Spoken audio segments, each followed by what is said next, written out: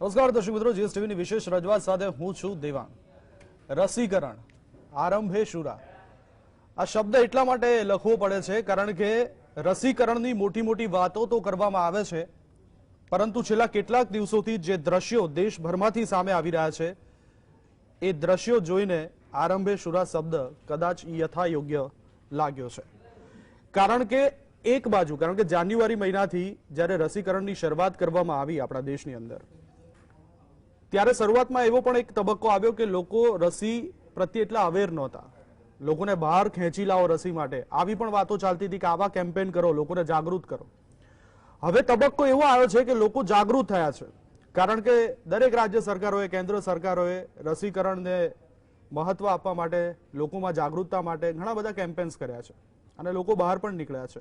પણ હવે પરિસ્થિતિ એવી સર્જાઈ છે કે લોકો હવે લાઇનમાં ઉભા રહેવાનો અથવા તો ધરમ ધક્કા ખાવાનો વારો આવ્યો છે.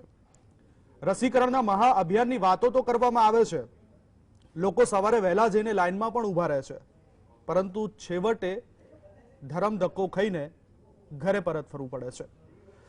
દર્શક મિત્રો, આપણે જણાવી દઉં, ગુજરાતની જો વાત કરીએ તો ગત 21 તારીખથી આપણે રસીકરણ મહાઅભિયાનનો પ્રારંભ કર્યો. પહેલા જ દિવસે એટલે કે 21 તારીખે આપણે 5,11,000 ડોઝ ગુજરાતમાં આપ્યા. એના પછી તબક્કાવાર રીતે દરેક દિવસે એ રસીકરણના ડોઝ ઓછા થતા ગયા. હજુ ગઈકાલે જ આપણે 2,49,000 ડોઝ આપ્યા. એટલે કે 21 તારીખે જે 5,11,000 આપ્યા હતા, ગઈકાલે આપણે અડધાથી પણ ઓછા થઈ ગયા. આજનો આંકડો હજુ આવશે હમણાં થોડી વારમાં, ત્યારે ખબર પડશે કે શું આપણે કાલના આંકડાને સ્પર્શી શક્યા છે કે હજુ એની કરતા ઓછા. પણ પરિસ્થિતિ જે બતાવી રહી છે એ બતાવી રહી છે કે કદાચ આપણે એના કરતા પણ ઓછા હોઈશું. રસીકરણને પ્રોત્સાહિત કરવા આપણે ઘણા કેમ્પેન્સ કર્યા, સરકારોએ પણ ઘણા પ્રયત્નો કર્યા, લોકો પણ જાગૃત થયા, પણ હવે પરિસ્થિતિ એવી છે કે લોકો સુધી રસી પહોંચી નથી રહી. આની પાછળનું કારણ શું છે? સરકારે હમણાં થોડા દિવસ પહેલા જ કીધું કે ડિસેમ્બર સુધીમાં 216 કરોડ ડોઝ આપવામાં આવશે, પણ ફરીથી પાછું સરકારે ફેરવી તોડ્યું અને સુપ્રીમ કોર્ટમાં સોગંદનામું કર્યું કે 135 કરોડ ડોઝ જ અમે ડિસેમ્બર સુધીમાં આપશું. ચલો 135 કરોડ ડોઝ આપો, પણ મેનેજ કેવી રીતે થશે? એનો રોડમેપ શું છે? પ્લાનિંગ શું છે? તમારે 188 કરોડ ડોઝ દેશમાં આપવાના છે. તમે અત્યાર સુધી 33 કરોડ લોકોને વેક્સિન આપી છે અને એમાંથી પણ મોટા ભાગની જે વેક્સિન છે તો પહેલો ડોઝ આપ્યો છે, બીજા ડોઝ વાળા તો હજુ ઘણા બધા સંખ્યા બાકી છે. તો આ જ વિશે આપણે આજે વાત કરવી છે. રસીકરણ આરંભે શુરા.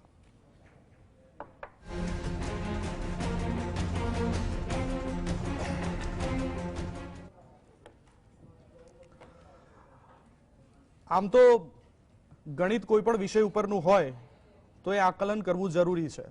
હવે દેશની અંદર સૌથી મોટી અત્યારે જો કોઈ પ્રશ્ન હોય તો એ રસીકરણનો છે, કારણ કે જે સમગ્ર વિશ્વ છેલ્લા 1.5 વર્ષથી કોરોના મહામારી સામે જજુમી રહ્યું છે, એનો એકમાત્ર ઉપાય એ છે કે રસી લો. કારણ કે કોરોના પોતાનું સ્વરૂપ બદલી રહ્યો છે.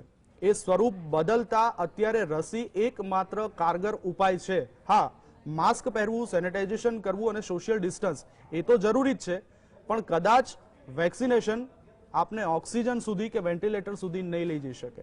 એટલે એ સૌથી મોટું હથિયાર ગણવામાં આવે છે, પણ એ હથિયાર આપણા દેશમાં હજી લોકો સુધી પહોંચ્યું નથી.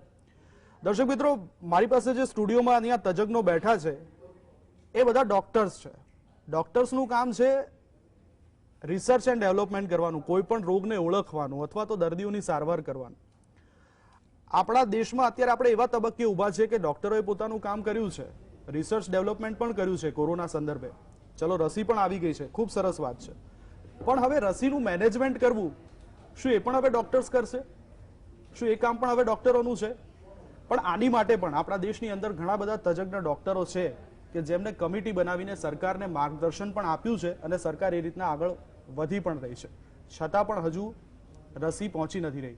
આ વિશે આપણે વાત કરીએ. મારી સાથે ટેકનોલોજીથી બહારથી જોડાયા છે ડોક્ટર દિલીપ માલંકર સાહેબ, કે જેઓ કોવિડ ટાસ્ક ફોર્સના મેમ્બર છે, જેઓ ડિરેક્ટર છે IIPHના પ્રિવેન્ટિવ એન્ડ સોશિયલ મેડિસિન્સમાં, તેઓ MD પણ છે.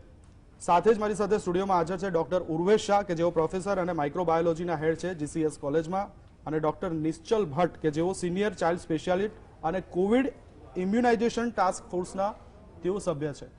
ત્રણેય મહાનુભાવનું સ્વાગત છે. આપ માલુંકર સાહેબ, શરૂઆત આપનેથી કરીશું, કારણ કે મેં જે પ્રસ્તાવનામાં કીધું એમ કે દેશમાં 216 કરોડ ડોઝ આપવાનો કેન્દ્રએ વાયદો કર્યો ડિસેમ્બર સુધીમાં, પછી ફેરવી તોડ્યું અને સુપ્રીમમાં સોગંદનામું કર્યું કે 135 કરોડ ડોઝ આપીશું. ગુજરાતની વાત કરવામાં આવે તો આપણે 21 જૂને જે રસીકરણ મહાઅભિયાનનો પ્રારંભ કર્યો, પહેલા દિવસે 5,11,000 ડોઝ આપ્યા અને પછી તબક્કાવાર દરેક દિવસે એ ડોઝ ઘટતા ગયા. ગઈકાલનો આંકડો 2,49,000. આજનો આંકડો થોડી વારમાં આવશે. તો સાહેબ આનું મેનેજમેન્ટ, કારણ કે તમે ટાસ્ક ફોર્સના મેમ્બર છો, તમે પણ સલાહ આપી હશે, તો આ જે આંકડો ઘટી રહ્યો છે, લોકોને ધરમ ધક્કા ખાવાનો વારો આવી રહ્યો છે, એની માટેના ઉપાયો શું, કેમ આમ થઈ રહ્યું છે? એટલે આપણે આ રસીકરણનું મેથેમેટિક્સ પહેલા સમજી લેવું જોઈએ કે આપણે ત્યાં જે પ્રોડક્શન કેપેસિટી છે, આપણે ત્યાં 2 પ્રોડ્યુસર્સ છે, એ લોકોની પ્રોડક્શન કેપેસિટી જે પહેલા 5 કરોડ વત્તા 2 કરોડ એટલે 7 કરોડ ડોઝ દર મહિનાના બનાવવાની હતી અને એ પછી ધીમે ધીમે એ લોકો વધારી રહ્યા છે. એટલે જેમ જેમ પ્રોડક્શન કેપેસિટી વધશે એમ બીજા નવા ડોઝ આવશે અને લોકોને મળશે. હવે ઘણા બધા દેશોમાં એમણે એવું પ્લાનિંગ કર્યું હતું કે જેમ આપણે પણ શરૂઆત કરી કે 60 વર્ષની ઉપર, પછી 45ની ઉપર, એટલે એ પછી જે એક પગલું લેવા જેવું હતું કે જે કદાચ આપણે વધારે ઉતાવળમાં કે ગણતરીની ભૂલમાં કે વધારે આપણે પોઝિટિવ મૂડમાં 45 પછી 35ની ઉપર, પછી 35 પછી 25ની ઉપર, પછી એવી રીતે નીચે જવાનું હતું, એને બદલે આપણે શરૂ કર્યું કે 18ની ઉપર. બરાબર છે કે આપણને એવું તે વખતે લાગ્યું અને કદાચ ઘણીવાર એવું પણ હવે જોવા મળે છે કે જે કંપનીઓ વાયદા કરે છે કે આટલા ડોઝ અમે કેપેસિટી વધારીશું, એટલું ઘણીવાર શક્ય થતું નથી. એટલે હમણાં જે પરિસ્થિતિ છે કે ડોઝ ઓછા છે અને હવે લોકોની ભૂખ ઉઘડી છે એમ કહીએ તો પણ વાંધો નથી, કારણ કે જે પહેલા એપ્રિલ પહેલાની જે પરિસ્થિતિ હતી કે લોકો રસીથી ગભરાતા હતા, ઇવન ડોક્ટર્સમાં બી ઘણા બધા રસી નહોતી લીધી, એવી પરિસ્થિતિ. હવે જે બીજી વેવ આવી એપ્રિલ મે માં અને એનું જે ભયંકર પિક્ચર બધાએ જોયું અને અનુભવ્યું અને ઘણા બધા સ્વજનો પણ ગુમાવ્યા, એટલો બધો ખર્ચો પણ થયો, એટલે લોકોને ચોક્કસ ખબર પડી કે આમાંથી બહાર નીકળવું હશે તો માસ્ક, સેનિટાઇઝેશન, સોશિયલ ડિસ્ટન્સિંગ એ તો ખરું જ, પણ એની સાથે રસીનો બી એટલો જ કારગર ઉપયોગ કરવો પડશે. અને જે જુવાનિયાઓ હતા કે જેમને ખાસ બહાર ફરવું છે, જે લોકડાઉનથી કંટાળી ગયા છે, એ લોકોને રસી લેવાનો એમ કહીએ તો થનગનાટ પણ હતો.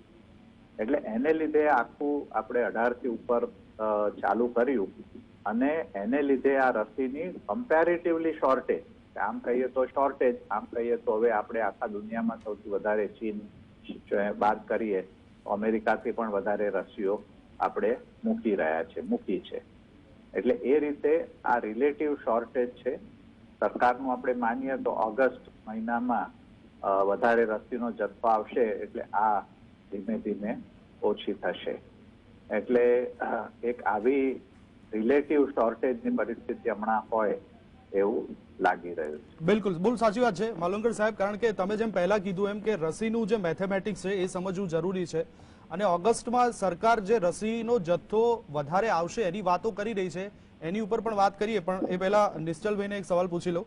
નિશ્ચલભાઈ, ઇમ્યુનાઇઝેશન ટાસ્ક ફોર્સના સભ્ય છો અને હવે અત્યારે સૌથી વધારે રસી લોકો જાગૃત થયા છે. જેમ માવલંકર સાહેબે કીધું કે લોકોની ભૂખ ઉઘડી છે, એ ભૂખ ઉઘડવા પાછળનું કારણ જેમ સરકારોએ પણ કેમ્પેન કર્યા હતા, લોકોને જાગૃત કર્યા હતા, સોશિયલ મીડિયાનું માધ્યમ પણ આપણે ગણી લઈએ. અચ્છા, બીજું ભય વગર પ્રીત નહીં, હા, અને લોકોને ચમત્કાર વગર નમસ્કાર નહીં, કદાચ એ પણ એક અનુભવ લોકોને લાગ્યો અને હવે લોકો જાગૃત થયા છે રસી માટે. પણ ખાટલે મોટી ખોડ એ છે કે હવે આપણે રસી નથી આપી શકતા. તો ક્યાં ચૂક થાય છે? ડૉક્ટર દિલીપ માવલંકર સાહેબે જે કીધું ને, હું એની સાથે 100% સહમત થઈશ. જ્યારે આપણી પાસે રસીની અવેલેબિલિટી હતી ત્યારે લોકો રસી લેવા માટે તૈયાર નહોતા અને જ્યારે અત્યારે આપણે જે રસી આપી રહ્યા છીએ એ કદાચ એક અઠવાડિયામાં એક આખો યુરોપિયન દેશ કવર થઈ જાય એટલા નંબર્સ પર રસી આપી રહ્યા છીએ. આજની તારીખમાં પણ ગવર્મેન્ટ પાસે 2.5 થી 3 લાખનો વેક્સિનનો જથ્થો છે અને દરેક જગ્યાએ આગલા દિવસે જેટલી વેક્સિન અવેલેબલ હોય લગભગ એટલી જ વેક્સિન અવેલેબલ કરાવવાનું ગવર્મેન્ટ પૂરા પ્રયત્નો કરી રહ્યું છે. પરંતુ કોઈક જગ્યાએ આગલા દિવસે 1500 લોકોને વેક્સિન અપાઈ હોય એટલે 1500 ડોઝ મોકલાયા હોય, પણ એ જ જગ્યાએ એ દિવસે 2000 લોકો પહોંચી જાય. કારણ કે આપણને સૌને ખ્યાલ છે કે 21મી તારીખથી આપણે પ્રાયર રજિસ્ટ્રેશન બંધ કરીને ઓન ધ સ્પોટ રજિસ્ટ્રેશન પણ શરૂ કર્યું છે. એ ઓન ધ સ્પોટ રજિસ્ટ્રેશનને કારણે જેટલા ડોઝ અવેલેબલ હોય એના કરતાં વધારે લોકો ત્યાં પહોંચે, એટલે આપણને સૌને એવા જ દ્રશ્યો જોવા મળે કે વેક્સિન નથી અને લોકો વધારે છે. થોડીક ધીરજ રાખવાની જરૂર છે. ગુજરાત ગવર્મેન્ટની એટલી તૈયારી છે કે સપ્ટેમ્બર એન્ડ સુધીમાં એટલીસ્ટ દરેક ગુજરાતીને એના રસીકરણનો એક ડોઝ તો મળી જ ગયો હશે એવી પૂર્ણ તૈયારી સાથે આગળ વધી રહ્યા છીએ. થોડા પ્લાનિંગમાં ડેફિનેટલી ઉપર નીચે થઈ રહ્યું છે.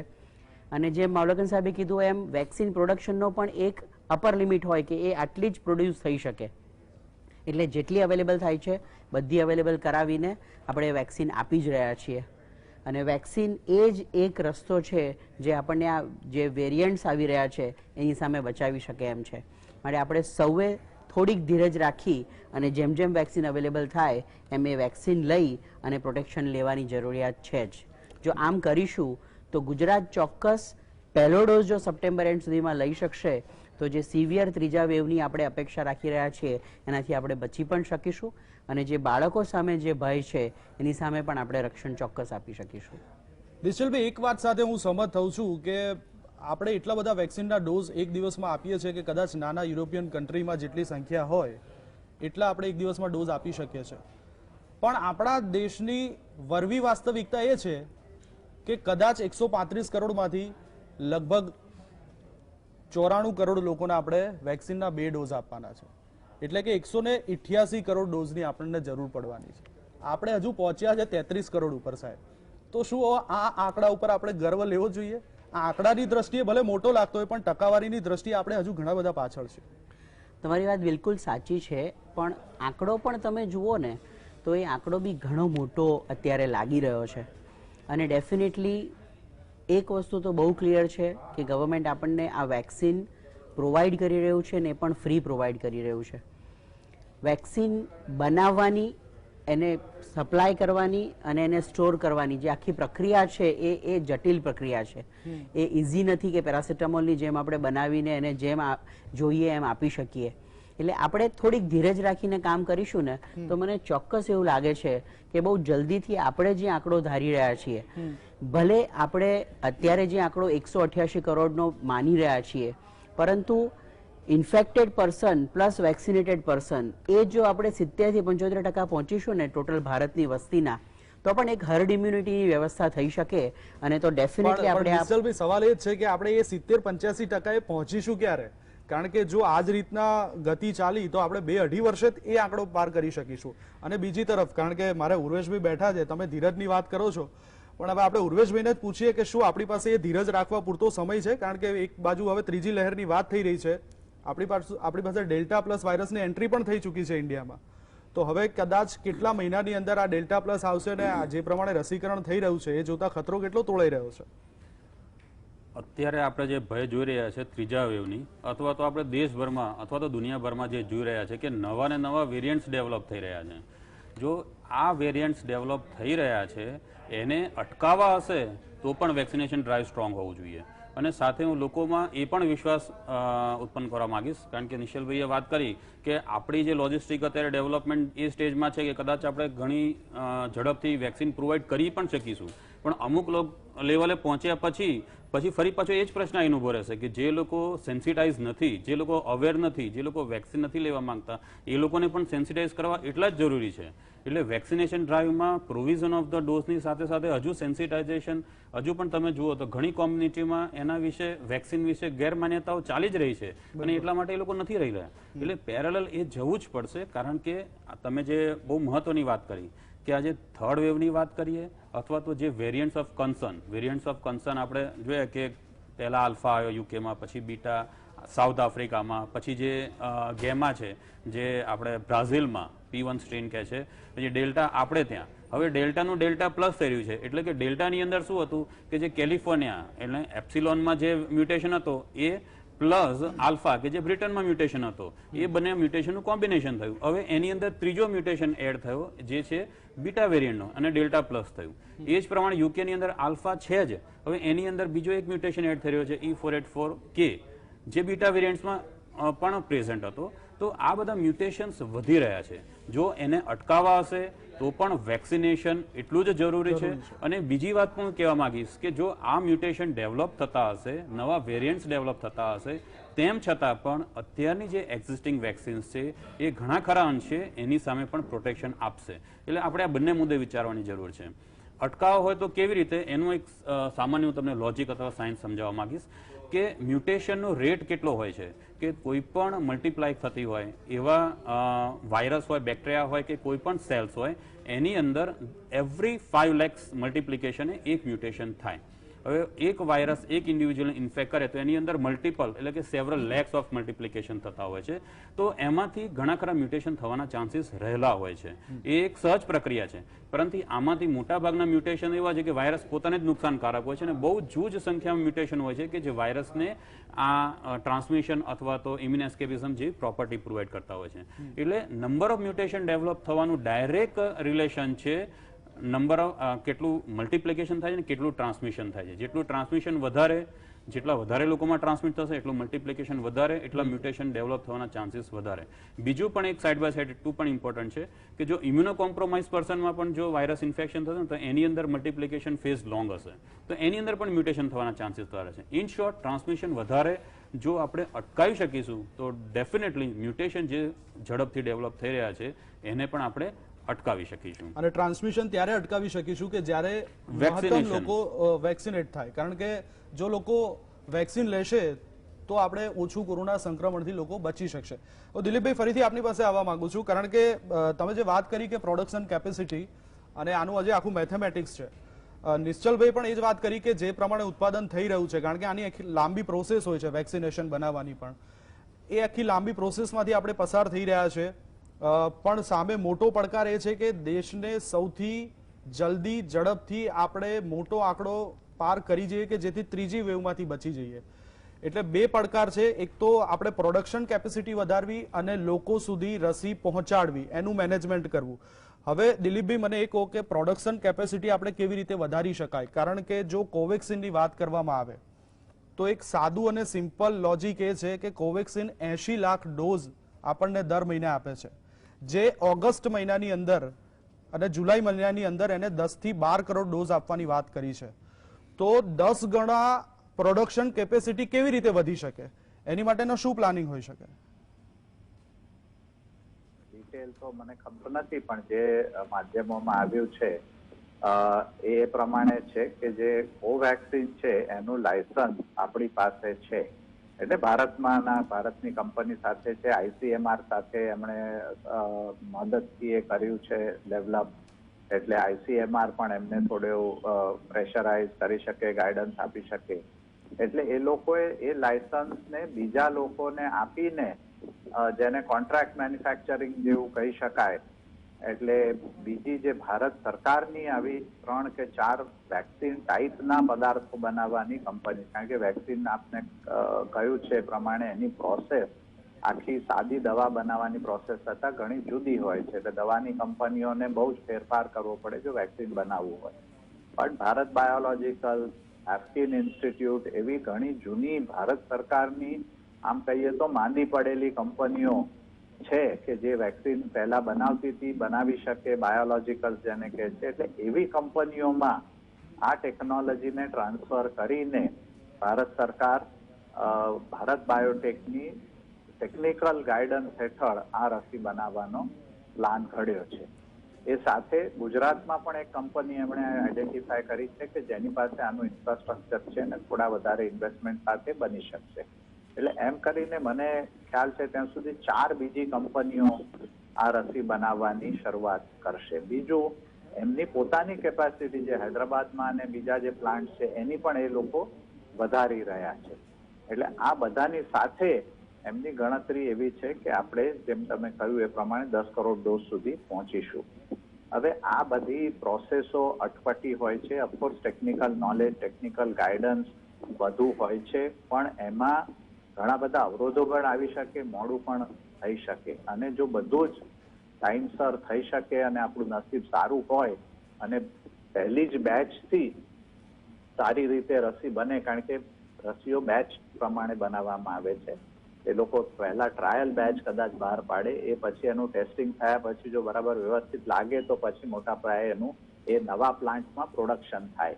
એ સાથે જે ભારત સરકારની એજન્સીઓ છે એ પ્લાન્ટની પણ બરાબર ચકાસણી કરે અને એમને યોગ્ય લાગે, ગુણવત્તા યોગ્ય લાગે, બધા જ પેરામીટર્સ યોગ્ય લાગે તો એને એ પ્લાન્ટને લાયસન્સ આપે અને એમાંથી પછી રસી જે તૈયાર થઈ હોય એને ફરી ટેસ્ટિંગ માટે મોકલવામાં આવે છે ભારત સરકારની લેબોરેટરીમાં. અને એ જો બેચ એ ટેસ્ટ થયેલી એપ્રુવ થાય તો પછી એને રિલીઝ કરવામાં આવે છે. એટલે લગભગ દરેક બેચને પાકવામાં, કહીએ તૈયાર થવામાં 60 થી 90 દિવસ સુધી લાગી શકે છે. એટલે આ બધી પ્રોસેસો લાંબી છે. આપણે શરૂ ઓલરેડી થઈ ગઈ છે, કરી દીધી છે ભારત સરકારે. એટલે આપણે ઓગસ્ટ સુધી એના રિઝલ્ટ જોવા મળશે. બીજું એ પણ થઈ શકે છે જે આપણે એક ઓપોર્ચ્યુનિટી હતી ફેબ્રુઆરીમાં ફાઇઝર કંપની આપણે ત્યાં અપ્લાય કર્યું હતું લાયસન્સ માટે, પણ આપણે એમની ઉપર એટલી બધી કંઈક જાતની કન્ડિશનો કે મૂકી કે જેથી એ લોકો કંટાળીને કે જે કારણસર એ લોકો એમની એપ્લિકેશન વિડ્રો કરી દીધી. હવે ઊંધું થયું છે કે આપણને જરૂર છે એટલે આપણે ફાઇઝરને બોલાવી રહ્યા છીએ કે ભાઈ હવે તમે આવો અને ફાઇઝરની રસીઓ તમે આપો. એટલે ફાઇઝરે પણ એ કહ્યું છે કે અમે 5 કરોડ ડોઝ સુધી ઓગસ્ટ થી ડિસેમ્બરની વચ્ચે તમને ફેર એટલે પાડવી શકીશું. એ સાથે અમેરિકન સરકારે બી ડિક્લેર કર્યું છે કે ઘણા બધા પાશ્ચિમાત્ય જે દેશો છે, અમેરિકા છે, ઇંગ્લેન્ડ છે, યુરોપના દેશોએ એ લોકોએ એમની જરૂરિયાત કરતા ઘણા વધારે પાયા પર એમણે બુક કરી લીધેલા હતા. હવે એમને ખ્યાલ આવી ગયો છે કે એટલા બધા ડોઝની જરૂર નહીં પડે, એટલે એ લોકો એ ડોઝ જે બુક કરેલા છે એ પણ જો છૂટા કરીને જુદા જુદા દેશોને આપે અને એમાં ખાસ કરીને ભારતને એમાં ફાયદો થાય તો આપણી પાસે બીજા વધારાના ડોઝ પણ આવવાની શક્યતા છે. પણ માવલંકર સાહેબ, આપણે સ્પુતનિકને તો મંજૂરી આપી દીધી છે, એના 30 લાખ ડોઝ આયા, એના પછી એના કોઈ વાવડ જ નથી. કદાચ મારો અવાજ એમના સુધી નથી પહોંચી શકતો. ફરીથી એમને આ સવાલ પૂછીશ, પણ એ પહેલા હું નિશ્ચલભાઈ આપની પાસે આવવા માંગુ છું. જે માલવંકર સાહેબે વાત કરી કે આ એક લાંબી પ્રોસેસ હોય છે, તમે પણ કીધું કે આ એક લાંબી પ્રોસેસ હોય છે, કારણ કે એક બેચ તૈયાર થતા 90 દિવસ જેટલો સમય નીકળી જતો હોય છે. તો રસી તૈયાર થયા પછી સવાલ અહીંયા નિશ્ચલભાઈ એ છે કે જે ડિસ્ટ્રીબ્યુશનનો સવાલ છે ને, પ્રોબ્લેમ એ આવે છે. તમે લોકોને જાગૃત કરો છો, રસીકરણ કેન્દ્ર સુધી લાવો છો અને પછી છેલ્લે બોર્ડ લટકાવી દો છો કે રસી અવેલેબલ નથી, જેથી ઓલરેડી લોકો ત્રાહિમામ પોકારી ઉઠ્યા છે, માંડ માંડ કન્વિન્સ થયા છે લોકોના સરકારના પ્રયત્નો પછી. અને આ એક મિસમેનેજમેન્ટ કેમ? કારણ કે સમજો કે એક અર્બન હેલ્થ સેન્ટર ઉપર પહેલા જે માણસે કોવિશિલ્ડનો ડોઝ લીધો હોય, 84 દિવસ એને પૂરા થઈ ગયા હોય અને જ્યારે એ માણસ ત્યાં જાય છે તો એને કોવિશિલ્ડનો ડોઝ અવેલેબલ નથી એવું બોર્ડ વાંચવા મળે છે. તો શું એ સેન્ટર વાઇઝ ડેટા તૈયાર નહીં કરાતો હોય કે ભાઈ આપણા સેન્ટરમાં, આપણા ઝોનમાં આટલા કોવિશિલ્ડ વાળા છે, આટલા કોવેક્સિન વાળા છે અને એમને આ દિવસે, આ મહિને આટલા ડોઝની જરૂર પડશે? આવો કોઈ ડેટા એનાલિસિસ નહીં થતો હોય? બહુ જ ડિટેલમાં CoWIN app through government of Gujarat અને ભારત સરકાર આ એનાલિસિસ રોજનું રોજ કરતું હોય છે. મેં છેલ્લા 6 મહિનામાં એની સાથે બહુ જ ક્લોઝલી કામ કરેલું છે અને એ લોકો જે ડેટા બહાર કાઢે છે ને એ ખરેખર આપણને પણ આશ્ચર્યમાં મૂકી દેતો હોય છે. હવે 84 દિવસ થઈ ગયા પછી મારો કોવિશિલ્ડનો ડોઝ આવ્યો, પણ હું 6 દિવસ મને મૂડ જ ના આવ્યો વેક્સિન લેવા જવાનો અને હું 91મા દિવસે જઈને પહોંચું તો ઓબ્વિયસ છે કે એ દિવસે લિસ્ટમાં મારું નામ ના હોય, પણ મને એમ થાય કે મારે લેવો છે ને મને અવેલેબલ નથી. પ્રશ્ન ડિમાન્ડ અને સપ્લાયનો છે. શરૂઆતમાં જ્યારે સપ્લાય વધારે હતો ત્યારે ડિમાન્ડ નહોતી અને હવે ડિમાન્ડ એટલી વધી છે કે આપણું સપ્લાય એને પહોંચી નથી વળી શકતું. અગેન હું એ જ શબ્દ વાપરીશ, રસી ખૂબ જ અગત્યની છે. નિશ્ચલભાઈ, તમારી વાત કદાચ સાચી છે કે વારો આવ્યો અને એ દિવસે મારે કામ આવ્યું, હું ના જઈ શક્યો, પણ ઘણા મોટા કેસોમાં એવું થાય છે સાહેબ કે તમારો આવતીકાલે જવાનું છે, મેસેજ આવી જાય છે આવતીકાલે તમારે જવાનું છે, ત્યાં જોઈ છે તો રસી અવેલેબલ નથી હોતી. તો આ ક્યાંક મિસમેનેજમેન્ટ એ ક્યાં થાય છે? એનું મુખ્ય કારણ આપણે 21મી જૂનથી જે સ્પોટ રજિસ્ટ્રેશન કે ઓનલાઈન રજિસ્ટ્રેશન ચાલુ કર્યું ને એને કારણે બહુ વધારે તકલીફ થઈ. કારણ કે જેમ દિલીપભાઈએ કીધું ને કે શરૂઆતમાં આપણે 60 વર્ષથી મોટા વ્યક્તિઓને આપ્યું, પછી આપણે 45 થી 60માં ગયા અને પછી સીધો મોટો કોહોર્ટ જે 18 થી 45 વર્ષનો છે એને આપણે ઇન્વોલ્વ કરી દીધો. કારણ કે સેકન્ડ વેવ દરમિયાન એ ઉંમરના લોકોને ઇન્ફેક્શનનું પ્રમાણ ઘણું વધારે થયું હતું. હવે જ્યારે સ્પોટ રજિસ્ટ્રેશનની વાત આવીને ત્યારે મારો ટર્ન નથી, મારે પહેલો ડોઝ લેવો છે અને હું ત્યાં પહોંચી ગયો અને મેં એ ડોઝ લઈ લીધો. એટલે જેનો ખરેખર ટર્ન છે અને જેને કોવિશિલ્ડ લેવાની છે એ જ્યારે ત્યાં પહોંચે છે ત્યારે ડોઝ એક્ઝોસ્ટ થઈ ગયો હોય છે. જેમ કે 2000 ડોઝ મને આ અર્બન હેલ્થ સેન્ટરમાં પહોંચાડ્યું હોય પણ 2300 લોકો ત્યાં પહોંચે તો ઓબ્વિયસ છે પાછળના 300 જણને ડોઝ અવેલેબલ નથી એવું જ મળવાનું છે. ડેફિનેટલી મિસમેચ છે ડિમાન્ડ અને સપ્લાયની. સપ્લાય માટે પૂરા પ્રયત્નો થઈ રહ્યા છે અને મેં જેમ કીધું એમ સપ્ટેમ્બર એન્ડ સુધીમાં એટલીસ્ટ ગુજરાતમાં દરેક વ્યક્તિને 1 ડોઝ મળે એવા પ્રકારની અત્યારથી તૈયારીઓ છે.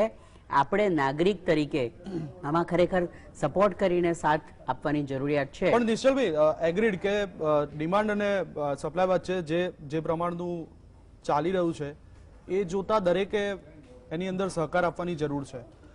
પણ એ ડિમાન્ડ સપ્લાયનો આપણે એને ઇક્વલ નથી કરી શકતા. એની માટે જે કોમ્યુનિકેશન લોકો સુધી થવું જોઈએ. તમારી પાસે સપ્લાય જ નથી, ડિમાન્ડ વધારે છે, તો તમે લોકોને પહેલેથી અગાઉથી મેસેજ કરીને બોલાવી શું કરવા લો છો? તો આ જે મિસકોમ્યુનિકેશન થાય છે ત્યાં ક્યાંક વધારે કંટ્રોલ કરવાની જરૂર છે. ના, કંટ્રોલ કરવાની જરૂર છે પણ પ્રજા ત્યાં કંટાળી છે. આઈ અન્ડરસ્ટેન્ડ. પણ મેં શું કીધું કે આજે મારો ટર્ન છે, મને મેસેજ આવ્યો છે, હું ત્યાં પહોંચું છું એ પહેલા બીજા 500 લોકો એવા છે કે જેને મેસેજ નથી આવ્યો પણ સ્પોટ રજિસ્ટ્રેશન કરીને વેક્સિન લઈ લેવી છે. એ લોકો પહોંચી ગયા છે તો ઓબ્વિયસ છે સેમ ડે બીજો મેસેજ મોકલવો અઘરો પડી જાય કારણ કે આટલા બધા લોકોને મેસેજ પહોંચાડવાનો છે. એટલે ડિમાન્ડ સપ્લાયનો જ પ્રશ્ન છે. થોડીક ધીરજ રાખીને આમાં જો આપણે જોઈન થઈશું તો ડેફિનેટલી. અને જેમ ઉર્વેશભાઈએ વચ્ચે વાત કરી એમ છતાં હજી ઘણી કમ્યુનિટી એવી છે કે જે લોકો વેક્સિનથી દૂર ભાગી રહ્યા છે. હું દરેક જણને અર્જ કરીશ કે એની પણ અવેરનેસ ચાલુ રાખવાની જરૂરિયાત છે. નિશ્ચલભાઈ એ થોડા દૂર રહ્યા છે. આ તો એક લાઇટ વાત કરું છું. એ ભલે દૂર રહ્યા કારણ કે જો એ લોકો પણ આવશે, હજી આપણે આને નથી પહોંચી વળતા તો સાહેબ એ લોકોને કેવી રીતે પહોંચી વળીશું?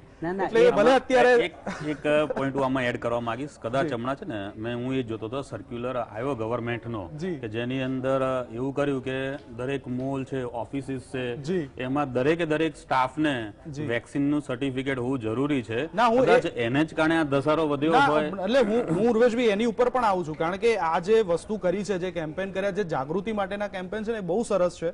પણ હવે એટલા વધારે થઈ ગયા છે કે લોકો વધારે જાગૃત થઈને બહાર આવી ગયા છે. હવે સવાલ એ થયો છે કે આપણે એમને વેક્સિન નથી આપી શકતા. એટલે ઘણા બધા પ્રશ્નો છે દર્શક મિત્રો કારણ કે વેક્સિનેશનની અછત છે. આપણે આરંભ તો કરી દીધો મહાઅભિયાન, પણ એ મહાઅભિયાન આરંભે શુરા એના જેવું થયું કારણ કે પહેલા 2 દિવસ રસી આપી. આમ તો પહેલો દિવસ 5,11,000 અને એના પછી ક્રમશઃ દિવસે દિવસે ઘટાડો થતો ગયો છે. એટલે આપણે રસીનું ઉત્પાદન એટલે ડિમાન્ડ અને સપ્લાય જેમ નિશ્ચલભાઈએ કીધું એ બંનેને આપણે લેવલ જાળવવું પડશે. સાથે જ લોકો સુધી જે કોમ્યુનિકેટ કરવાનો મેસેજ હોય એ પણ પ્રોપર થવો જોઈએ તો લોકો હેરાન ઓછી થશે અને આ જે બુમરાળ છે એ પણ ઓછી થશે. સવાલો ઘણા છે એ વિશે આપણે ચર્ચા કરીશું એક બ્રેક બાદ. બ્રેક બાદ ફરી એકવાર આપનું સ્વાગત છે. વાત કરી રહ્યા છે રસીકરણ આરંભે શુરા. મારી સાથે પેનલમાં છે ડોક્ટર દિલીપ માવલંકર, ડોક્ટર ઉર્વેશ શાહ અને ડોક્ટર નિશ્ચલ ભટ્ટ. ત્રણેયનું ફરી એકવાર સ્વાગત છે. ઉર્વેશભાઈ આપની પાસે આવવા માંગીશ કારણ કે બ્રેક પહેલા જે વાતો થઈ હતી કારણ કે ડિમાન્ડ અને સપ્લાયની જે વાત થઈ હતી, પ્રોડક્શનની જે આખી ચેન છે એ લાંબી 90 દિવસની આખો ગાળો છે. એટલે આપણે પ્રોડક્શન અને ડિમાન્ડને સપ્લાય ચેનને પહોંચી નથી શકતા. પણ આ બંને વચ્ચે કારણ કે માઇક્રોબાયોલોજીના પ્રોફેસર છો એટલે એ બંને વચ્ચે મારે ખાલી એ અમારા દર્શક મિત્રોને જણાવો કે આપણે હજી બીજી લહેર શાંત થઈ રહી છે ગુજરાતમાં. હવે આપણે ડબલ ડિજિટનો આંકડો પહોંચ્યા છે. હવે આ દિવસો ક્યાં સુધી? કારણ કે ત્રીજી લહેરની પણ શક્યતા દેખાઈ રહી છે અને એમાં સૌથી વધારે બાળકો સંક્રમિત થશે એવી પણ વાતો આવી રહી છે. આ દરમિયાન વેક્સિન તો ખૂબ જરૂરી છે પણ ડિમાન્ડ સપ્લાયને પહોંચી વળે એવું નથી. લગભગ ઓગસ્ટ સુધી તો ખરું જ. તો ત્રીજી લહેર કેવી રીતે અને ક્યારે આવશે એ અંગે કોઈ ખબર ખરી? આપણે લાસ્ટ ટાઈમ જ્યારે આના સબ્જેક્ટ પર ડિસ્કશન ચાલતું હતું આ જીએસટી ના પ્લેટફોર્મ પર જ ત્યારે મેં વાત કરી હતી કે લગભગ 25 દિવસ પહેલાની વાત છે કે હવે દુનિયાભરના લોકોની નજર છે યુકે ઉપર. કે યુકેની અંદર ત્રીજી લહેરનું અત્યારે કઈ પ્રકારે ડેવલપ થઈ શકે છે કે નહીં, અથવા થશે તો કેવા પ્રકારની છે. તો અત્યારે તમે જોઈ શકો છો કે યુકેની અંદર ત્રીજી લહેર સ્ટાર્ટ થવાની એટલે શરૂઆત થઈ ચૂકી છે ત્રીજી લહેરની, જે આપણે મોસ્ટ પ્રોબેબલી ડેલ્ટા વેરિયન્ટથી જ હોઈ શકે એવું દેખાઈ રહ્યું છે. જો ત્રીજી લહેર છે એ આવશે એ ચોક્કસપણે દેખાઈ રહ્યું છે, પરંતુ એની ઇન્ટેન્સિટી પણ બીજી લહેર જેટલી કદાચ વધારે નહીં હોય. આપણે એવું માનીએ કે બીજી લેયરની અંદર જે ટ્રાન્સમિશનનો જે રેટ હતો ખૂબ જ ફાસ્ટ હતો, અને એને કારણે ઘણી ખરી હર્ડ ઇમ્યુનિટી પણ આપણે ડેવલપ કરી ચૂક્યા હતા, અને બાકીની જે આપણે વેક્સિનેશનથી પૂરી કરી રહ્યા છીએ. તો જે હર્ડ ઇમ્યુનિટી ડેવલપ થઈ અને જે આપણે યુકેમાં ઓબ્ઝર્વેશન કર્યું એના પરથી એવું લાગે છે કે હર્ડ ઇમ્યુનિટી ડેવલપ થયા પછી 4 થી 5 મહિના સુધી એ હર્ડ ઇમ્યુનિટી આપણને નવો વેવ ડેવલપ કરવાની સામે પ્રોટેક્શન આપી રહ્યો છે. જો એ પ્રમાણનું આપણે કેલ્ક્યુલેશન જોવા જઈએ તો સપ્ટેમ્બર ઓક્ટોબર સુધીનો આપણી પાસે સમય છે. જો એની અંદર આ ડ્યુરેશન દરમિયાન જો આપણે વેક્સિનેશન ડ્રાઈવ ખૂબ જ ફાસ્ટ કરીશું અને જો હર્ડ ઇમ્યુનિટી ફરી પાછું રીબિલ્ડ કરી શકીશું તો પછી આપણે એ લહેરની ઇન્ટેન્સિટી પણ હજુ વધારે રિડ્યુસ કરી શકીશું અથવા તો હજુ પણ વધારે પાછળ ફેંકી શકીશું. યુકેની અંદર આપણે ત્રીજી લહેર જે અત્યારે આવી રહી છે એની અંદર બીજું પણ એક ઓબ્ઝર્વેશન છે કે નો ડાઉટ કેસીસ વધી રહ્યા છે. કદાચ અત્યારે 15,000 કરતા વધારે કેસીસ યુકેમાં થઈ રહ્યા છે ડેઇલી બેઝિસ પર, કે જે આથી લગભગ 10 દિવસ પહેલા 5-6 હજાર જેટલા જ હતા. પણ એમાં ખાસ વાત એ છે કે એની જે ડિઝીઝની ઇન્ટેન્સિટી છે, સિવિયરિટી છે, એ ખૂબ જ ઓછી છે. હોસ્પિટલાઇઝેશન ખૂબ ઓછું છે, મોર્ટાલિટી રેર છે, અને એ સક્સેસ છે this is due to the ત્યાં વેક્સિનેશન. આથી જ્યારે લહેરની શરૂઆત થઈ ત્યાં આગળ ત્રીજા લહેરની શરૂઆત ત્યારે ઓલમોસ્ટ 60 to 70% પોપ્યુલેશનને મિનિમમ 1 ડોઝ અપાઈ ચૂક્યો હતો, અને 40% ઉપર લોકોને 2 ડોઝ અપાઈ ચૂક્યા હતા. અને જેને કારણે એ લોકો જે થર્ડ વેવમાં જે ઇન્ફેક્શન્સ થયા એની સામે પોતાની જાતને પ્રોટેક્શન ડેવલપ કરી શક્યા. એટલા માટે ભલે ઇન્ફેક્શન રેટ થોડો વધી રહ્યો છે પરંતુ હોસ્પિટલાઇઝેશન ઓછું છે અને મોર્ટાલિટી ઓછી છે. એટલે જો આપણે આ ઓબ્ઝર્વેશનને ધ્યાનમાં રાખીએ તો આપણે એવું માની શકીએ કે જે આ આપણને 4-5 મહિનાનો ગેપ મળ્યો છે એમાં જો આપણે વેક્સિનેશન કરીશું તો કદાચ થર્ડ વેવ આવશે તો પણ એ વેવની ઇન્ટેન્સિટી પણ ઓછી હશે, અને જે લોકો ઇન્ફેક્ટેડ હશે એની અંદર ડિઝીઝ સિવિયરિટી ઘણી ઓછી હશે. બિલકુલ, બહુ સાચી વાત છે. કારણ કે જેટલા પ્રમાણમાં આપણે રસીકરણ કરી શકીશું એટલા જ લોકો ત્રીજી લહેરમાં કદાચ એમને હોસ્પિટલાઇઝ નહીં કરવા પડે, અને એ સૌથી મોટું અચીવમેન્ટ કહેવાશે આપણી માટે. કારણ કે બીજી લહેરના દ્રશ્યો આપણે જોઈ ચૂક્યા છે. બાવલંકર સાહેબ, આપની પાસે આવવા માંગીશ. હવે રસી કેટલી અગત્યની છે એ તો મારે તમને ન પૂછી શકાય, પણ એ રસી નથી લેતા એટલે શું કારણો ઊભા થઈ રહ્યા છે એ તમે જોઈ રહ્યા છો. કારણ કે જે કોમ્યુનિકેશન કરવામાં આવે છે, જે મેનેજમેન્ટ કરવામાં આવે છે, એમાં ક્યાંક ખામી હોય એવું લાગી રહ્યું છે. જેમ કે બ્રેક પહેલા નિશ્ચલભાઈએ કીધું, ઉર્વેશભાઈએ કીધું કે ઘણી બધી જગ્યાએ અત્યારે આપણે ધંધા રોજગાર શરૂ કરી દીધા છે. તો ઘણા બધા માર્કેટમાં એવા બોર્ડ લાગી ચૂક્યા છે, ઓફિસીસમાં બોર્ડ લાગી ચૂક્યા છે, ઘણા બધા ગવર્મેન્ટ ડિપાર્ટમેન્ટમાં એવા બોર્ડ લાગી ચૂક્યા છે કે જો કર્મચારી ત્યાં રસી લીધા વગર આવશે તો એમને અંદર પ્રવેશ નહીં મળે. અને એ બહુ સારી વાત છે કારણ કે લોકો જાગૃત થાય, રસી લેવા જાય. સવાલ અહીંયા એ થઈ રહ્યો છે સાહેબ કે ગુજરાતના ઘણા શહેરોની અંદર અત્યારે સવારથી લાંબી લાઈનો લાગે છે, લોકો ટિફિન લઈને નીકળે છે ઘરેથી અને વેક્સિનેશનની લાઈનમાં ઊભા રહેતા જોવા મળે છે, પણ છેવટે એમને વિલા મોઢે પરત ફરવું પડે છે કારણ કે મિસમેનેજમેન્ટ. જાગૃતિ સારી છે, અભિગમ પણ સારો છે કે ભાઈ વેક્સિન લઈને આવો તો આપણે સેફ છીએ, પણ વેક્સિન નથી મળતી એના કારણે પ્રજા પણ ક્યાંક ત્રાહિમામ પોકારી ઉઠે છે. આની માટે કોઈ એવું પ્લાનિંગ ખરું કે લોકો હેરાન ન થાય? કારણ કે એક બાજુ બિલકુલ સાચી વાત છે કે તમે જેમ કીધું એમ કે પ્રોડક્શન લેવલ 90 દિવસનું એક બેચનું હોય છે, ડિમાન્ડ એન્ડ સપ્લાય અત્યારે મેચ નથી થતા, પણ સાહેબ પ્રજાને કેવી રીતે કન્વિન્સ કરવી, તો એની માટેનું મેનેજમેન્ટ કેવું હોવું જોઈએ? આ બહુ સારો સવાલ છે. અને નિશ્ચલભાઈએ કહ્યું કે પહેલા જે વખતે ખાલી એપ દ્વારા રજીસ્ટ્રેશન કરવાયા પછી જ રસી મળતી હતી, એ જ્યારથી આપણે 21મી તારીખે હળવું કર્યું છે ત્યાર પછી આ પ્રોબ્લેમ વધ્યા છે. અમે બી પહેલા કહેતા હતા કે એપ દ્વારા ફક્ત કરો તો ખાલી જેમની પાસે ફોન છે, જેમની પાસે પૈસા છે, જેમની પાસે સમય છે એ લોકોને મળી શકે, જે બિચારા ગરીબ છે, ફોન નથી, એપ નથી, આવડતું નથી, એ ન મળી શકે. અને આને લીધે આ કન્ફ્યુઝન વધ્યું છે. આમાં એક એવો વચ્ચેનો રસ્તો કાઢી શકાય કે અડધા સેન્ટર્સ એવા હોય કે જ્યાં ફક્ત એપ દ્વારા અને રજીસ્ટ્રેશન દ્વારા જ રસી મૂકવામાં આવે, અને બીજા અડધા સેન્ટર્સ જે અમુક ગરીબ વિસ્તારોમાં હોય કે જ્યાં ખાલી ટોકન લઈને અથવા રજીસ્ટ્રેશન વગર લાઈન લગાડીને આપણને વેક્સિન મળે. એટલે એવું જો કંઈક વિચારીએ તો શું થાય કે જે લોકો એપ દ્વારા બુકિંગ કરાવે છે એમને ચોક્કસ રસી મળવાની શક્યતા રહે અને એમાં ખૂટવાનો કોઈ પ્રશ્ન ન રહે. અને જે લોકો એપ દ્વારા નથી કરી શકતા કોઈ પણ કારણસર, એ લોકોને ત્યાં આપણે કાં તો ટોકન સિસ્ટમથી અથવા મેક્સિમમ ત્યાં રસી પહોંચાડીને જેટલી ડિમાન્ડ છે એ ગણતરી કરીને એ રીતે આપણે રસી આપવાનો એક વિચાર કરી શકાય.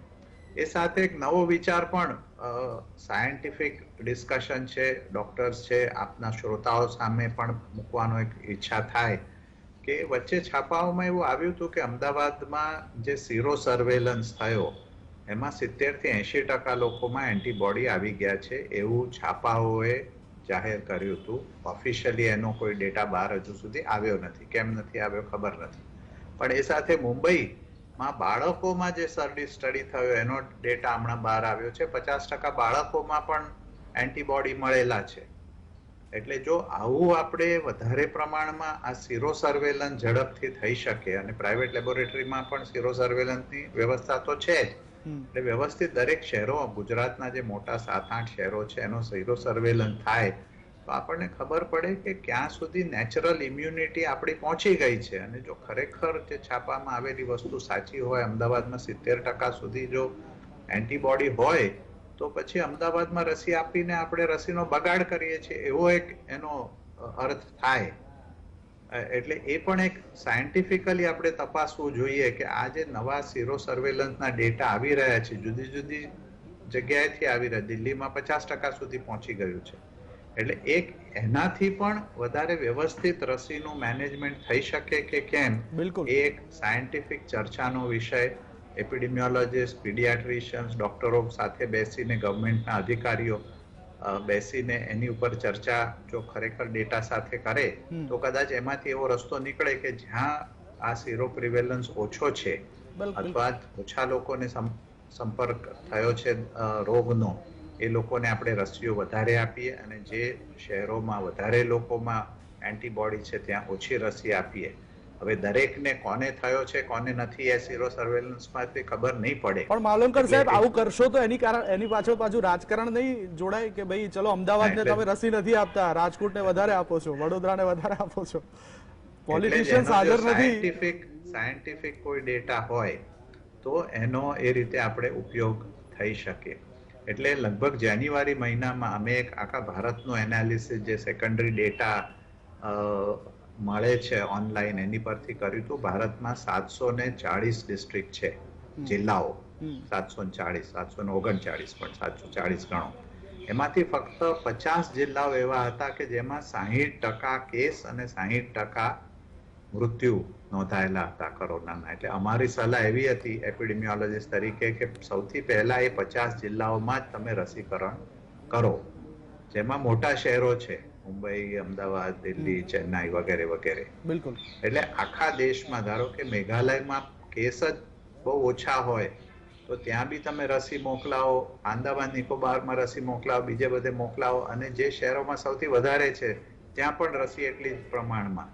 તો એ રીતે જો વિચાર્યું હોત તો કદાચ ઓછી રસીમાં આપણે વધારે પ્રોટેક્શન મળી શકત. એટલે એ પણ આપણે એક વિચારવા જેવું છે કે એપિડેમિયોલોજીકલ ડેટાનો આપણે ઉપયોગ કરીને, હવે તો બધું ઘણું બધું આર્ટિફિશિયલ ઇન્ટેલિજન્સ, આ તે બધા ટેકનિક્સ નવી આવી છે. એટલે એવું કંઈક આપણે વિચારી શકીએ કે સૌથી અસરકારક રીતે, કારણ કે આપણે રસીનો મુખ્ય ઉદ્દેશ શું છે કે ભાઈ આપણા મૃત્યુ ઘટે, એ પહેલો ઉદ્દેશ. બીજું કેસ ઘટે, અને કેસ ઘટવા માટે ટ્રાન્સમિશન અથવા એક માણસમાંથી બીજા માણસમાં જવાનું એનું ઘટે. એટલા માટે આપણે રસી આપી રહ્યા છીએ. એટલે એ આખું એક સાયન્ટિફિક રીતે બરાબર મૂલવાય. રાજ્યની કમિટી પણ છે, સેન્ટ્રલની પણ કમિટી છે, ટાસ્ક ફોર્સ પણ છે. એ બધાની સામે ડેટા મૂકવામાં આવે, એમાંથી ચર્ચા થાય અને એમાંથી નિર્ણય લેવામાં આવે કે શું આનો સૌથી સારો અને સરળ ઉપાય છે. આપણે ઘણીવાર એવું લાગે છે કે આપણે બહુ પાછળ છીએ, પણ તમને એક જ દાખલો આપું એટલે ખ્યાલ આવશે. હમણાં થોડા દિવસ પહેલા અમારા એક મિત્ર ડોક્ટર બહેન જીનીવા WHO ના હેડક્વાર્ટર્સમાં કામ કરે છે, એમની ઉંમર 45 વર્ષની છે. હવે એમને મેં પૂછ્યું કે તમારી તો રસી થઈ જ ગઈ હશે, તમે તો જીનીવા એટલે સ્વિટ્ઝરલેન્ડમાં છો, આટલો બધો ધનાઢ્ય દેશ છે, તમે WHO માં કામ કરો છો, તમે ડોક્ટર છો, તો કે ના, અમને હજુ સુધી રસી નથી મળી. એટલે કારણ કે એમણે એટલું સ્ટ્રિક્ટ રાખ્યું છે કે ડોક્ટર એટલે જે ખાલી પ્રેક્ટિસ કરતા ડોક્ટર્સ છે, જે લોકો ઓફિસમાં કામ કરતા ડોક્ટર્સ છે, WHO માં હોય કે ના હોય, એમને બી લોઅર પ્રાયોરિટીમાં છે. એટલે ધીમે ધીમે ઉપરથી જુદા જુદા પ્રાયોરિટી પ્રમાણે આપે છે. માલુંગર સાહેબ, બહુ સારો વિચાર છે કે જો આ સીરો સર્વે પ્રમાણે જો ડિસ્ટ્રીબ્યુટ કરવામાં આવે વેક્સિન, અને અત્યારે તો જરૂર છે કારણ કે વર્તમાન પરિસ્થિતિમાં જે રીતના ડિમાન્ડ અને સપ્લાય છે એ જોતા જો આવું ક્યાંક પ્લાનિંગ કરવામાં આવે તો આપણે પહોંચી શકીશું. પણ સવાલ એ થઈ રહ્યો છે કે શું આપણા દેશમાં શક્ય છે ખરું? કારણ કે પછી એની પાછળ પણ રાજકારણ ન રમાય, આપણે એ ઉપર નથી જતા. પણ માલુંગર સાહેબ, બીજી આપણે વાત કરી, કારણ કે આપ કોવિડ ટાસ્ક ફોર્સના મેમ્બર પણ છો, એટલે કઈ રીતના ડિમાન્ડ અને સપ્લાય અને એને કઈ રીતના ડિસ્ટ્રીબ્યુશન કરવું એ પણ કદાચ તમે ચર્ચતા હશો. તો સાહેબ, 5000 કેન્દ્રો ખોલવાની વાત કરી હતી ગુજરાતમાં હમણાં 4 દિવસ પહેલા. લગભગ 2600 કેન્દ્ર ચાલુ છે. અમદાવાદમાં 400 કેન્દ્રની જગ્યાએ અત્યારે લગભગ 100 થી 150 કેન્દ્રો ચાલુ છે. આવી પરિસ્થિતિનું નિર્માણ કેમ થયું? હા, એટલે મુખ્ય તો કેન્દ્રો ઓપન કરવાનો સવાલ નથી, પણ રસી કેટલી પૂરતા પ્રમાણમાં મળે છે કે નહીં. કારણ કે જો એક રસી તમને બધા કેન્દ્રોમાં આપો આટલા બધા વધારેમાં, તો કદાચ એમાં 100 ને બદલે 50 ને જ રસી મળે એવું થાય.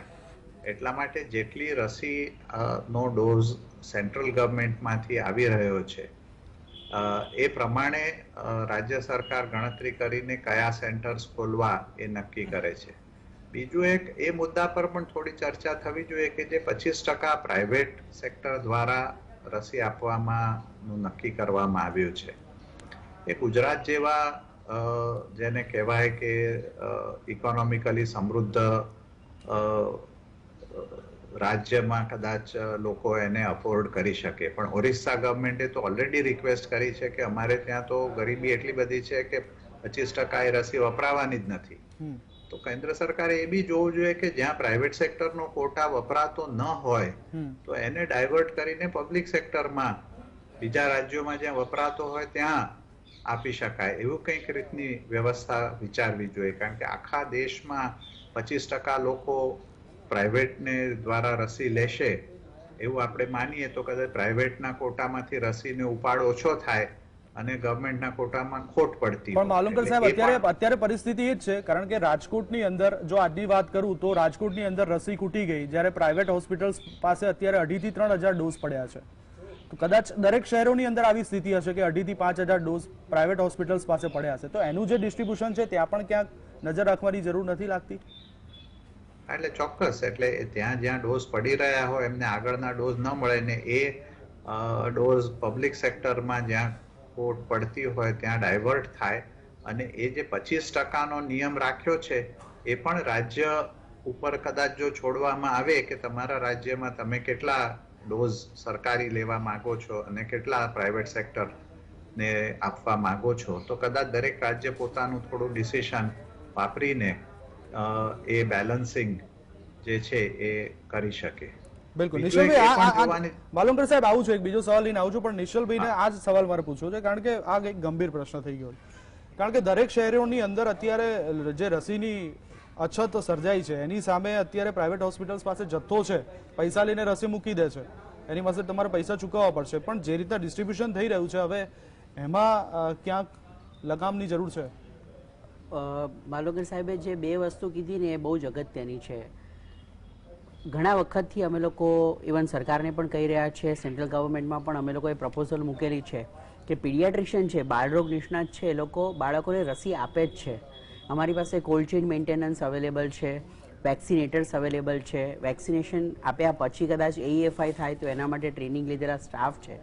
જો આ પ્રાઇવેટ વેક્સિનેશન જે 25% આપવામાં આવે છે એ માત્ર કોર્પોરેટ લેવલ પર આપવાને બદલે જો એ ડિસ્ટ્રીબ્યુટર થ્રુ પીડિયાટ્રિશિયનને અવેલેબલ કરવામાં આવે તો મને એવું લાગે છે કે કદાચ એક 25% જે ડોઝ જે છે એનું મૂવમેન્ટ ઘણી ફાસ્ટ આપણે કરી શકીએ. કારણ કે એના માટેનું જે પણ સેટઅપ અવેલેબલ જોઈએ છે એ ચોક્કસ અવેલેબલ છે જ.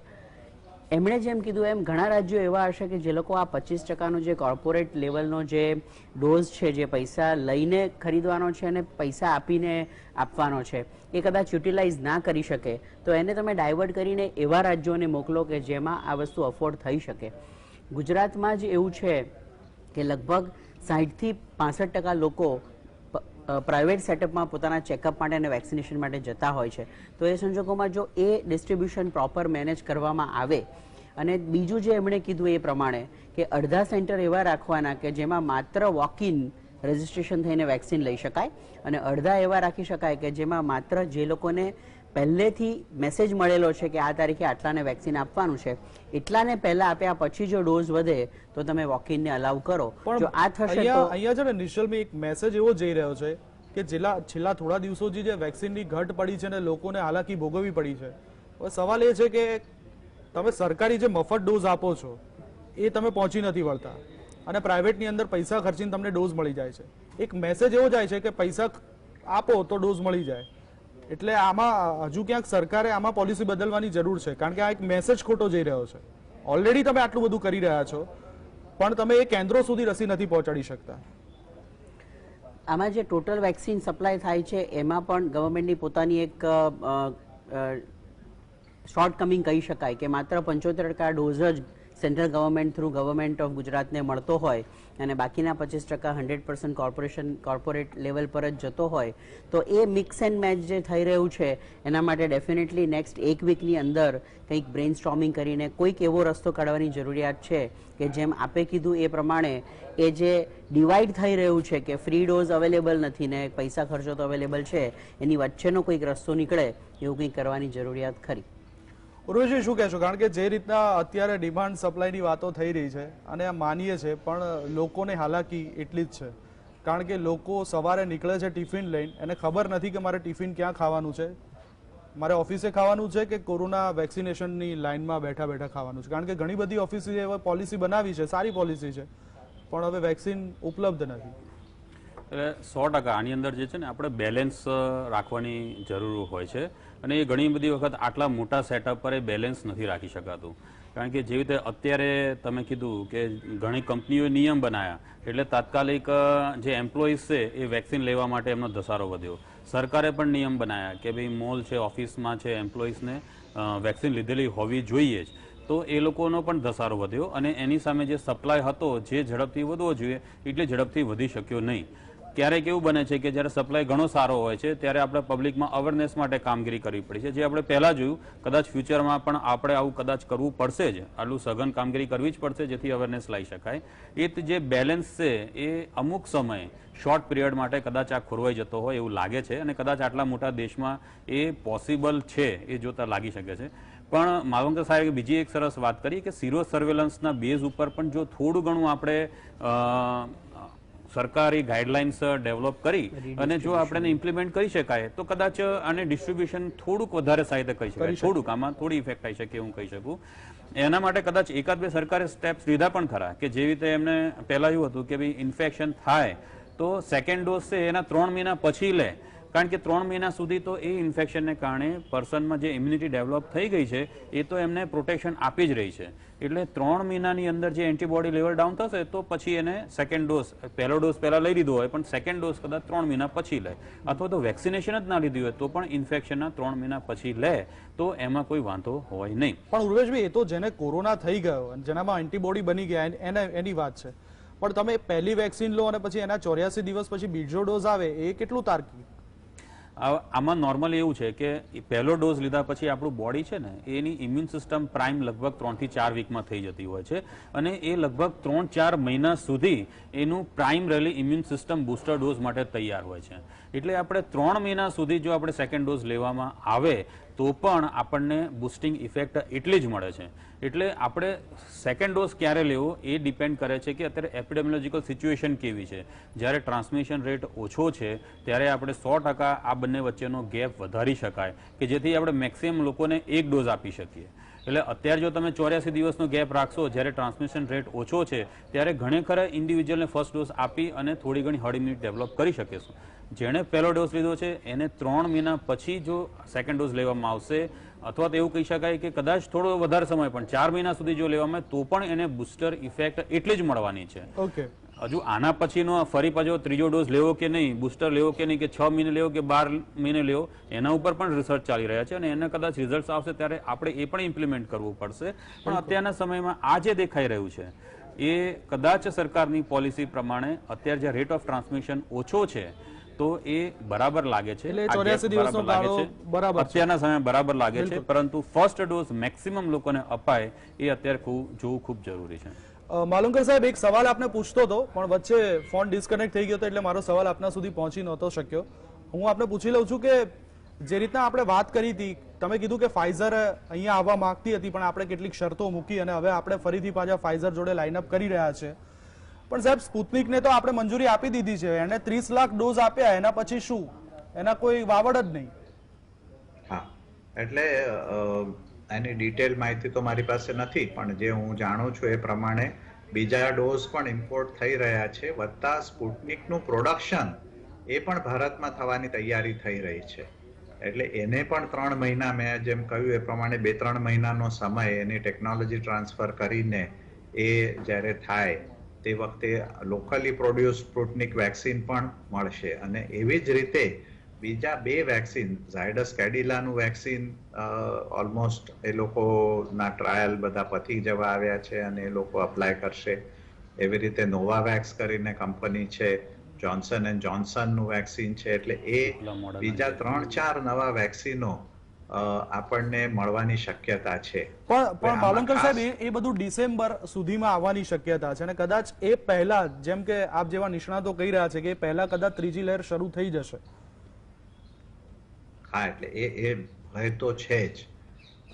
એટલા માટે મેં ખાસ એ એમ્ફસિસ કર્યું કે જો આ સીરો સર્વેલન્સનો ડેટા આપણે કાઢીએ અને જુદા જુદા વધારે સીરો સર્વેલન્સ કરીએ તો આપણને ચોક્કસ ખબર પડશે. કારણ કે જો 70% અમદાવાદમાં ખરું હોય તો ત્રીજા વેવની શક્યતા ઘણી ઘટી જાય છે. પછી તો બાળકોમાં જો થોડો થાય તો થાય. અને મુંબઈના જે ડેટા જોયા કે મુંબઈમાં 50% બાળકોમાં, 50 થી 60% બાળકોમાં એન્ટીબોડી મળી આવ્યા છે. એટલે એ જે આખું વૈજ્ઞાનિક પાસો છે એ આપણે ત્યાં બહુ જ વીક છે. આજે 3-4 અઠવાડિયાથી 3 મહિના કરવાનું જે આખું ઇંગ્લેન્ડમાં પહેલા શરૂ થયું, કારણ કે તે લોકો વૈજ્ઞાનિક ડેટા ઉપર આધારિત એ લોકોએ પહેલેથી 3 મહિનાની પોલિસી શરૂ કરી દીધી હતી.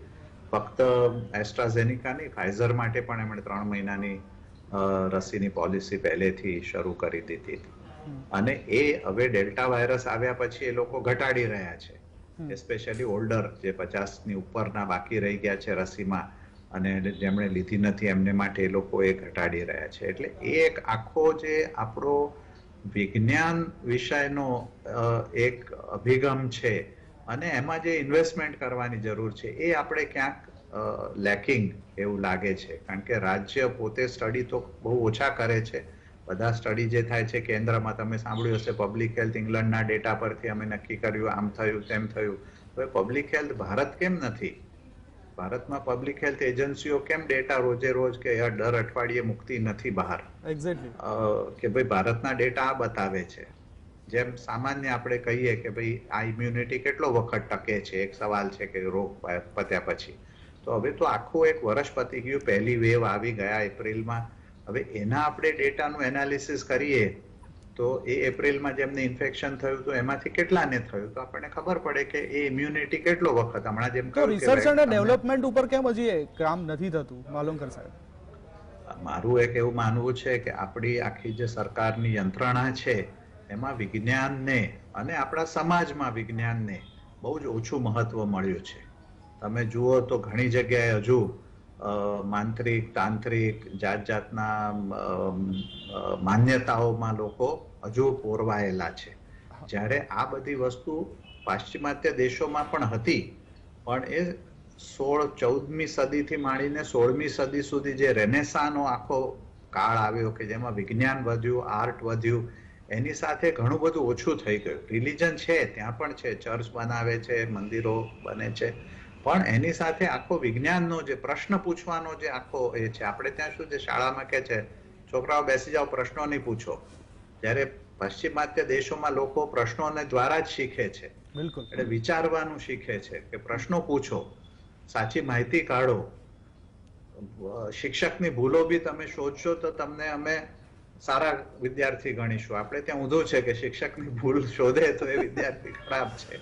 નહીં, બિલકુલ માવલંકર સાહેબ, બિલકુલ વાત સાચી છે. કારણ કે કોઈ પણ વાત હોય એ વાત લોજિક સાથે કહેવી જોઈએ, પછી એ શિક્ષણની વાત હોય કે અન્ય ક્ષેત્રની વાત હોય. પણ દર્શક મિત્રો, જેમ માવલંકર સાહેબે કીધું એમ કે આપણા દેશની અંદર અંધશ્રદ્ધા પણ વધારે છે અને વિજ્ઞાનને લઈને આપણે હજુ એટલા સતર્ક નથી. કોરોના મંત્રાતો નથી.